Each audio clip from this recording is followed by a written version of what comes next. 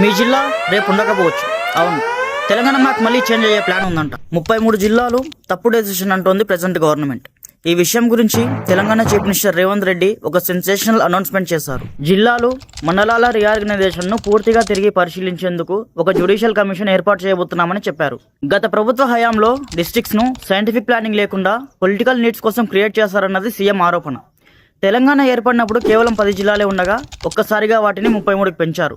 కానీ ఇప్పుడు కొన్ని జిల్లాల్లో పాపులేషన్ ఒక టౌన్ కన్నా తక్కువగా ఉండటం అడ్మినిస్ట్రేషన్ కి పెద్ద హెడ్ఏక్ గా మారిందని ప్రభుత్వం చెబుతోంది. ఇప్పుడు ఈ జ్యుడిషియల్ కమిషన్ మొత్తం రాష్ట్రాన్ని తిరిగి పర్యటించి ప్రజల నుంచి ఫీడ్బ్యాక్ తీసుకుని పాపులేషన్, రిసోర్సెస్, డిస్టెన్స్ లాంటి అంశాలను అనలైజ్ చేసి ఫైనల్ రిపోర్ట్ ఇస్తుంది. సోర్సెస్ ప్రకారం 33 జిల్లాలను 17 నుంచి 20 జిల్లాలకు తగ్గించే ప్రపోజల్ కూడా టేబుల్ మీద ఉందంట. కానీ ఫైనల్ డెసిషన్ మాత్రం పూర్తిగా కమిషన్ చేతిలోనే ఉంటుంది. ఇది కేవలం మ్యాప్ చేంజ్ కాదు, ఇది డిస్ట్రిక్ట్ ఐడెంటిటీ, ఆఫీసెస్, అడ్మినిస్ట్రేషన్, మీ రోజువారీ పనులన్నింటిపైన ప్రభావం చూపే బిగ్ డెసిషన్. దీని మీద మీ ఒపీనియన్ ఏంటి? మీ డిస్ట్రిక్ట్ అలాగే ఉండాలా, లేక డిస్ట్రిక్ట్ తగ్గితే గవర్నెన్స్ బెటర్ అవుతుందా? కామెంట్స్లో మీ డిస్ట్రిక్ట్ పేరు రాసి చెప్పండి. ఇలాంటి అప్డేట్స్ కోసం ఫాలో చేయండి.